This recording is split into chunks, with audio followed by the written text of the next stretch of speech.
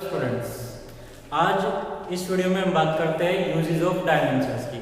आपने हमारी जो लास्ट वीडियो गई होगी उन वीडियोस में हमने dimensions of different physical quantities एक टॉपिक हमने किया था, जिसमें हमने डायमेंशंस निकाली थी। डायमेंशंस हमने क्या डिफाइन की थी? Dimensions are the powers which are raised on different fundamental physical quantities to denote a derived physical quantity. और इसके लिए बच्चे हमने क्या किया था?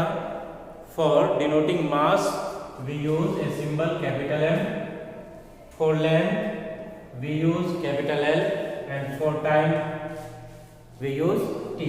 और फिर इन सब को हमने क्या किया था? स्क्वायर ब्रैकेट के अंदर एनक्लोज कर दिया था, तो हमारी बन गई थी डायमेंशन। तो बच्चे हम इन्हीं को लेकर के चलते हैं और इन डायमेंशन मेथड से हम क्या क्या कर सकते हैं वो निकालते हैं। तो सबसे पहले हम फर्स्ट यूज की बात करते हैं। क्या है हमारा first use? To convert a physical quantity from one system to another। एक फिजिकल सिस्टम में अगर आपको कोई एक फिजिकल क्वांटिटी दी हुई है तो उसकी वैल्यू का आप दूसरे सिस्टम में कन्वर्ट कर सकते हैं। कैसे बच्चे देखिए, फर्स्ट यूज क्या कहा हमने? To convert a physical quantity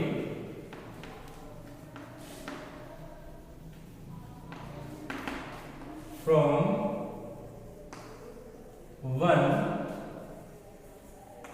system to another. एक क्वांटिटी को दूसरे सिस्टम में कन्वर्ट करना है गिवन सिस्टम से।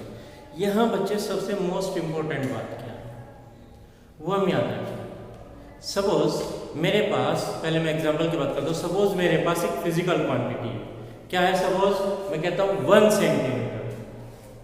1 सेंटीमीटर। किसी भी फिजिकल क्वांटिटी में दो चीजें होती है, दो टर्म होती है। First numerical value, second its unit means dimension. ठीक है बच्चे। अब अगर मैं इस क्वांटिटी को दूसरे सिस्टम में कन्वर्ट करने लगूं, दैट मींस मैं इसको कन्वर्ट करने लगूं किसमें? मिलीमीटर में। तो 1 सेंटीमीटर इक्वल टू आपको पता है 10 मिलीमीटर। तब बच्चे देखिए ये दोनों वैल्यूज क्या है? इक्वल है। लेकिन अगर मैं आपको कहूं यूनिट्स हटा दूं तो क्या हो जाएगा? 1 इक्वल टू 10 क्या हम लिख सकते हैं? क्या 1 इक्वल टू 10 होता है? नहीं होता है। लेकिन ये इक्वल कब हुए? जब हमने इनके साथ यूनिट्स भी लिखी। That means the multiplication of numerical value of A physical quantity and its unit in A given system is always constant. Numerical value और उसकी यूनिट का मल्टीप्लिकेशन आप किसी भी सिस्टम में चले जाइए वो कैसा रहेगा? कांस्टेंट रहेगा। यही हमारा इस एप्लीकेशन का बेसिक पॉइंट है कि the multiplication of numerical value and unit of A physical quantity in a system remains constant. तो बच्चे लिख लें इसको। Suppose numerical value of A physical quantity in one system is n1 and unit in this system is U1। दोनों का multiplication हो गया। And in second system numerical value is n2 and unit is U। तो बच्चे दोनों का multiplication क्या आएगा?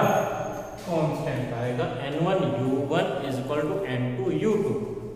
तो ये आप अगर डायमेंशन फॉर्म में रखेंगे तो स्क्वायर ब्रैकेट में भी रख सकते हो।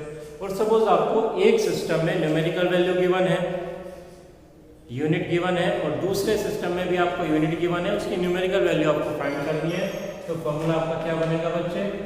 n2 is equal to n1 U1 upon U2। इस इक्वेशन को, इस फॉर्मूले को हम यूज करेंगे। अब बच्चे देखिए हम डायमेंशंस को यूज करेंगे। Suppose in A given system, in first system dimensions. हाँ बच्चे, इस बात को मैं कहने से पहले एक बात और आपको कहना चाहता हूं कि जब भी आप सिस्टम चेंज करते हैं, एक सिस्टम से दूसरे सिस्टम में जाते हैं किसी फिजिकल क्वांटिटी को लेकर के, तो उसकी डायमेंशंस हमेशा कांस्टेंट रहती है। डायमेंशंस चेंज नहीं होती। जो हमने अभी एग्जांपल लिया था बच्चे, क्या था? 1 centimetre equal to 10 mm। Centimetre क्या है? Unit of length. मिलीमीटर क्या है? Unit of length. और दोनों की पावर्स कितनी है? 1 1। means dimensions of a physical quantity remains constant in every physical system. Physical system आपको कोई भी हो, उन सब में डायमेंशंस कांस्टेंट रहेगी। न्यूमेरिकल वैल्यू बदल जाएगी लेकिन डायमेंशंस कांस्टेंट रहेगी, ये बच्चे याद रखें। Suppose in a physical system dimension for mass is a, of length is b and for time dimension is c। हमने length, mass और टाइम के लिए डायमेंशंस लिखे हैं बच्चे।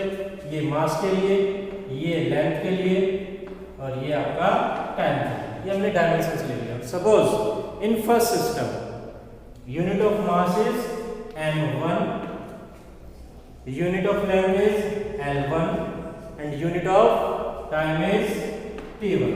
Then you can write m1 to the power a, l1 to the power b or t1 to the power c. That means this is the unit of the given physical quantity in first system.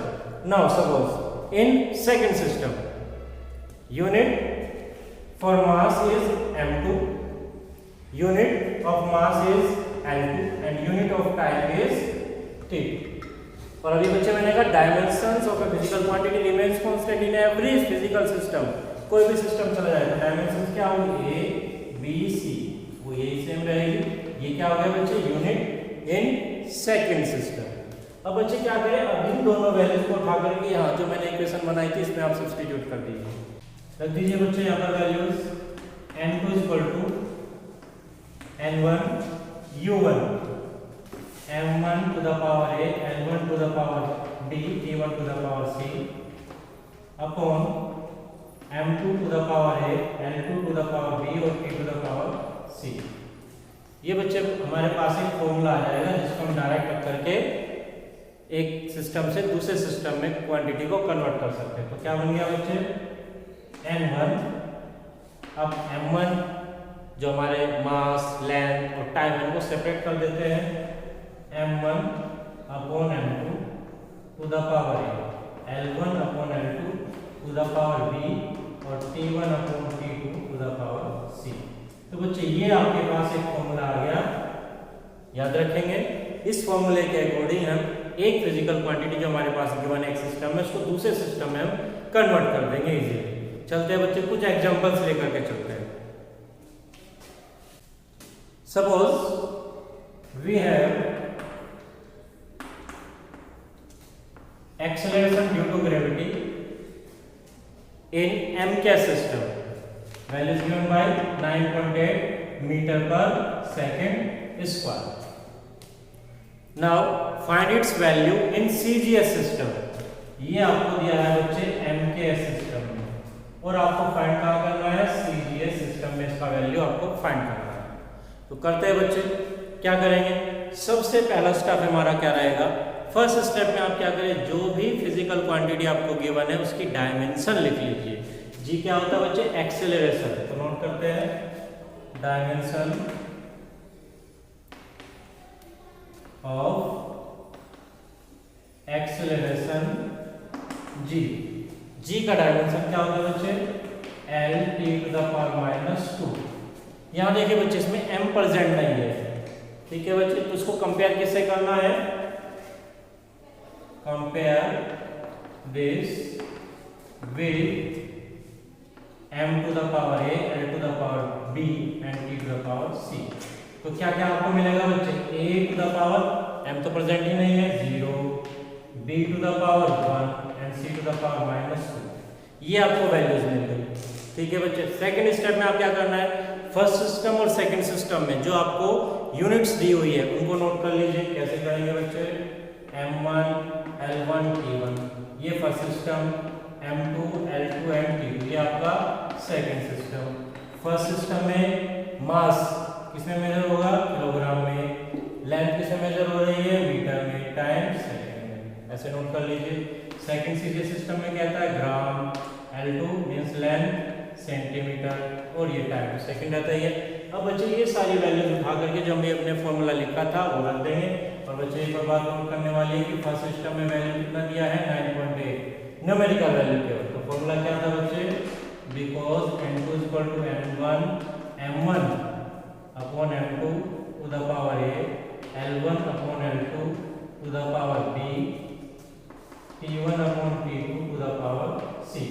Values रख दीजिए बच्चे यहाँ पर। N1 9.8, M1 upon M2, M1 क्या है आपका kilogram, M2 आपका ग्राम, power कितना रखा है हमने इसका, E का वैल्यू 0।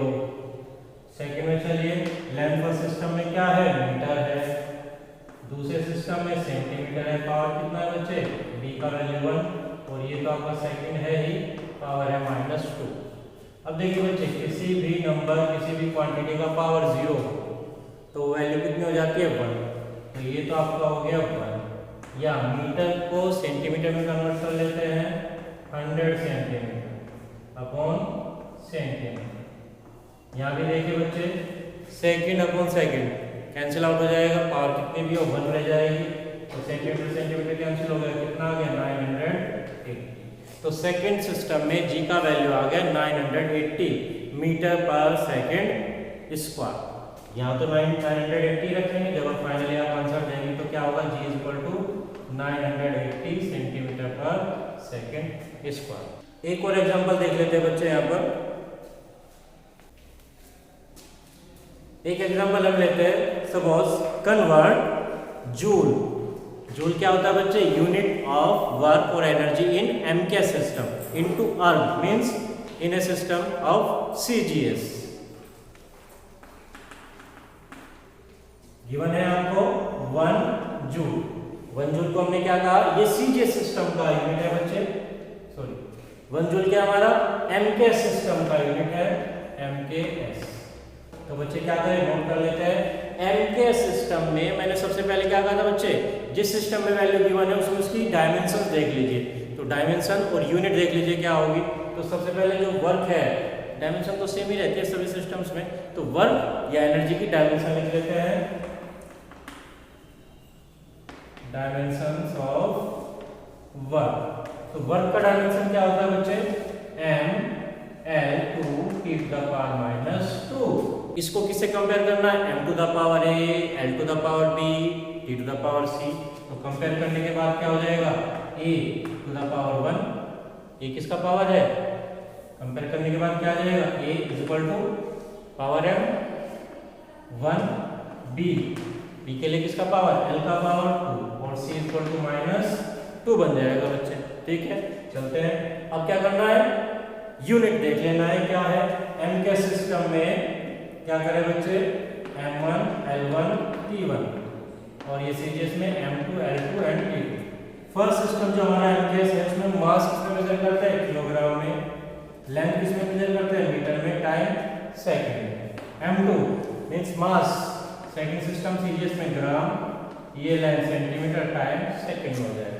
फर्स्ट सिस्टम में हमने m1 कितना कहा, दैट इज 1 जूल। देखते हैं बच्चे, कन्वर्ट करते हैं, फॉर्मूला अप्लाई कर देते हैं, because n2 is equal to n1, m1 upon m2, l1 upon l2 and t1 upon t2 to the power c। Value रख दीजिए 1। m1 फर्स्ट सिस्टम में क्या है, kilogram, m2 gram, second system में power 1, l1 metre, l2 centimetre, power कितना बच्चे 2, time तो second में रहा बच्चे, यूनिट -2। ठीक है, 1 किलोग्राम को ग्राम में कन्वर्ट कर लीजिए बच्चे, 1000 ग्राम, ग्राम, पावर 1। मीटर को सेंटीमीटर में कन्वर्ट कर लीजिए, 100 सेंटीमीटर, सेंटीमीटर, और यहाँ कितना आ गया बच्चे 1। ठीक है जी, अब इसको सोल्व आउट कर लेते हैं, जी से जी कैंसिल, सेंटीमीटर से सेंटीमीटर कैंसिल आउट हो गया, 1 मल्टीप्लाई 1000 मल्टीप्लाई 100 और स्क्वायर है बच्चे। तो देखिए इसको क्या लिख सकते हैं, 1 2 3 4 5 6 7 means 10 to the power 7। In series system 1 joule is equal to 1 into 10 to the power 7 erg means 1 joule is equal to 1 into 10 to the power 7 erg. तो ये तो क्या हो गया हमारे बच्चे, first application, to convert a physical quantity into another system. अब बच्चे बात करते हैं सेकंड एप्लीकेशन। क्या है बच्चे सेकंड एप्लीकेशन,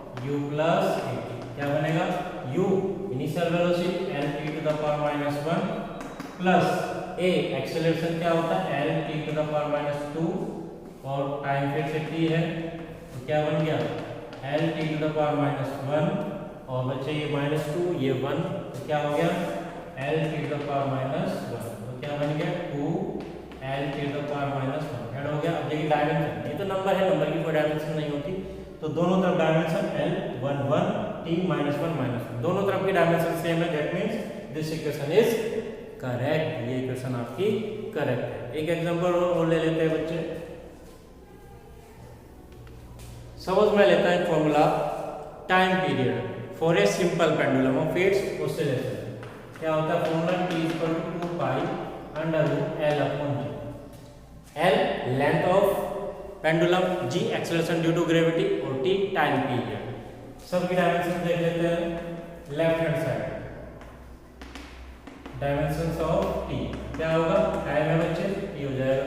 जो भी कांस्टेंट्स होते हैं, जो भी नंबर्स होते हैं, उनकी कोई डायमेंशंस नहीं होती है, आपको पता है बच्चे, ठीक है, केवल under root l upon g रह जाएगा। Right hand side dimensions of 2 pi under root l upon g, तो 2 पाई का कोई डायमेंशन नहीं होगा बच्चे, अंडर रूट l का रखते हैं लेंथ है, g का रखते हैं क्या हो जाएगा l t to the power minus 2, l से l कैंसिल आउट हो गया, क्या रहेगा under root 1 upon t to the power minus 2, ऊपर चला गया तो प्लस हो जाएगा अंडर रूट t स्क्वायर और फिर क्या रहेगा t। तो डायमेंशन कितने आ गए बच्चे, राइट हैंड साइड में भी आपकी डायमेंशन कितनी आ गई t आ गई, means dimensions on both side is equal, therefore this equation is correct. अब बच्चे इसी मेथड को हम यूज करके कुछ अननोन फिजिकल क्वांटिटीज अगर हमारे पास है, कुछ और वैल्यूज हमारे इक्वेशन में दी हुई है जिनकी डायमेंशन हमें नहीं पता है, वे भी हम कैलकुलेट कर सकते हैं। एक क्वेश्चन ऐसा कर लेते हैं। Suppose you have given an equation v equal to a plus bt plus ct square. ये आपके पास एक इक्वेशन है, v equal to a plus bt plus ct square. इसकी बात करते हैं। तो यहाँ क्या है बच्चे, v is velocity, t is time. v velocity है और t हमारा टाइम है। तो find out the dimensions for a b and c। क्या फंडा लगेगा बच्चे, यहाँ पर हमने पहले कहा for a correct equation dimensions on both sides would be equal, means dimensions on left hand side is equal to dimensions of right hand side. और बच्चे हमने कहा था quantities of same dimensions can be added और subtracted. Same dimensions वाली quantities ही add की जा सकती है और सब्ट्रैक्ट की जा सकती है, means a b t and c। Finally तो अगर ये वेलोसिटी है तो इधर सब क्या होना चाहिए, सब वेलोसिटी होना चाहिए। तो सेपरेटली तीनों टर्म्स क्या होगी, वेलोसिटी ही होगी। तो निकाल लेते हैं बच्चे, क्या कहेंगे, dimension of a is equal to dimension of v। और वेलोसिटी का डायमेंशन क्या होता है बच्चे, l t to the power minus. यहाँ अब bt का बात करते हैं, dimensions of bt is equal to क्या होगा बच्चे, डायमेंशंस ऑफ v। लेकिन आपको पॉइंट किसका करना है, b का। Dimensions of v is equal to dimensions of v upon t को डिवाइड में कर ले गए, रख देते हैं value l t to the power minus 1 upon t। ये t और ऊपर चला गया, -2 बन जाएगा बच्चे, l t to the power minus. ये हो गया। अब बच्चे बात करते हैं ct स्क्वायर में। Dimension of ct square is equal to dimension of v का डायमेंशन। तो क्या होगा बच्चे, dimension of c is equal to dimension of v upon t square. रख दीजिए value, l t to the power minus 1 नीचे t square, क्या हो गया, ये ऊपर चले गए बच्चे और 2 माइनस हो गए, l t to the power minus. तो इस तरह से आप इस सेकंड मेथड को अननोन क्वांटिटीज जो भी आपके पास है उनकी डायमेंशंस निकालने में यूज कर सकते हो। अब बच्चे मूव करते हैं थर्ड एप्लीकेशन की ओर।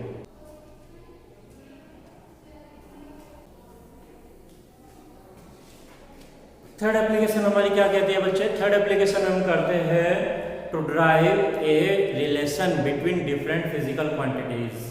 हम डिफरेंट फिजिकल क्वांटिटीज के बीच में रिलेशन भी फाइंड कर सकते हैं। अगर हमें ये पता हो कि ये particular physical quantity in physical quantities के ऊपर डिपेंड करे, केवल इतना पता हो, तो हम उनके बीच में एक रिलेशन ड्राइव कर सकते हैं। क्या कहेंगे बच्चे, to derive a relation between different physical quantities। इसमें बच्चे आपको कोई अलग से फॉर्मूला नहीं बताना है, क्या करना है, आपको बस प्रोपोर्शनलिटी पता होना चाहिए। सपोज एक एग्जांपल से हम इसको समझते हैं, क्या है, हम फॉर्मूला ड्राइव करते हैं for the centripetal force.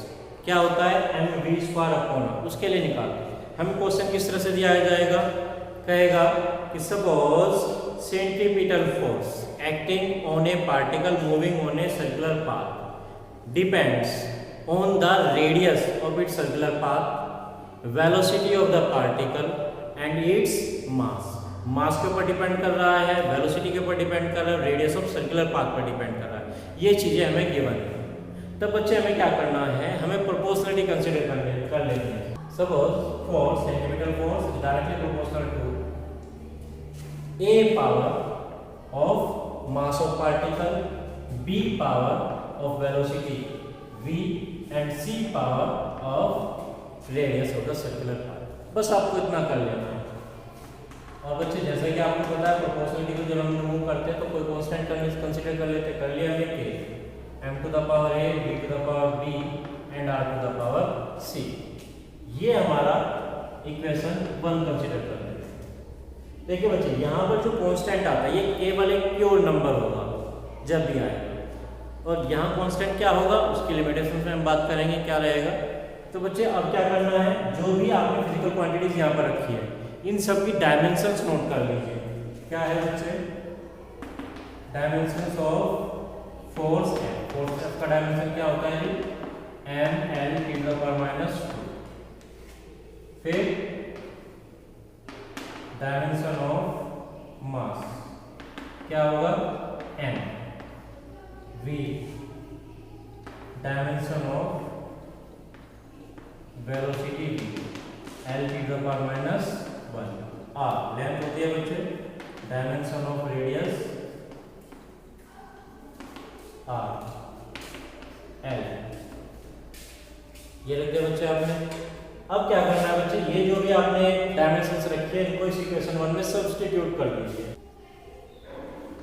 From equation 1 में ये सब डायमेंशंस आप सब्स्टिट्यूट कर दीजिए। फोर्स के लिए mL(10⁻²) के डायमेंशन लेस है, इसको छोड़ दीजिए m dimension 1, v velocity L(10⁻⁻1) b और last r means length L⁻⁶। अब क्या करें, इन पावर्स को mLT के लिए इकट्ठा कर लेते हैं। mL(10⁻²) यहाँ बच्चे देखिए क्या बनेगा, m तो अकेला ही है तो m⁻⁴ L⁻b यहाँ पर है, c यहाँ पर है, तो क्या हो गया L⁻b+c, और यहाँ बच्चे क्या हो गया (10⁻) अब बच्चे आपको नेक्स्ट स्टेप में क्या करना है, जैसा कि हमने कहा था कि for a correct equation dimensions on both sides should be equal, दोनों साइड की डायमेंशंस इक्वल होनी चाहिए। तो दोनों साइड्स की डायमेंशंस को कंपेयर कर लेते हैं। नाउ कंपेयरिंग डायमेंशंस क्या बना बच्चे, m⁻⁴ 1 दैट मींस a = 1, यहाँ L⁻b+c = 1 और माइनस b e⁻² है -b = -2 दैट मींस b = 2 हो जाएगा। ठीक है, अब बच्चे a का वैल्यू आपको मिल गया, b का वैल्यू आपको मिल गया, रहा c का वैल्यू यहाँ रख दीजिए। b का वैल्यू यहाँ पे सब्स्टिट्यूट किया 2 + c = 1, c = 1 - 2 means -1।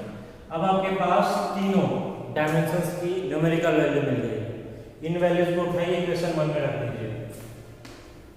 From equation 1 क्या बन गया बच्चे, f = k m⁻⁴ a means 1, v v⁻b means 2 और r⁻c मींस -1। तो क्या बन गया बच्चे, f = k m v²/r। ये रिजल्ट आ गया बच्चे। यहाँ लिमिटेशन होती है डायमेंशनल मेथड की, जो कांस्टेंट हम कंसीडर करते हैं इनकी वैल्यूज हमें इस मेथड से नहीं मिलती। ठीक है, लेकिन फिर भी from practicals we know k = 1 that means f = mv²/r। तो ये आ गया बच्चे आपका फॉर्मूला फॉर सेंट्रीपिटल फोर्स। तो बच्चे इस तरह से हम थर्ड एप्लीकेशन में डिफरेंट फिजिकल क्वांटिटीज के बीच रिलेशन निकाल सकते हैं। एक वीडियो और करते हैं बच्चे जिसमें हम और एग्जांपल्स लेते हैं और डायमेंशन मेथड की लिमिटेशंस की बात करेंगे, फिर चैप्टर को क्लोज करते हैं। ओके।